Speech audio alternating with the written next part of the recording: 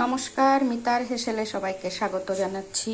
আজ আমি আপনাদের সামনে নিমকি বানিয়ে দেখাচ্ছি।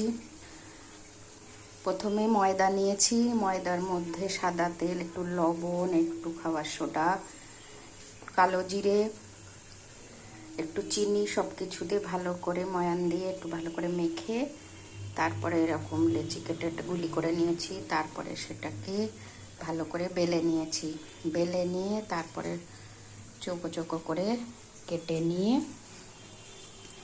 আমি তেলে ভেজে নিয়েছি। তার তেলে ভেজে নিয়ে এই যে তার এরকম শেপ দিয়েছি, আর এক রকম দিয়েছি, এই যে এরকম তিন কোনা।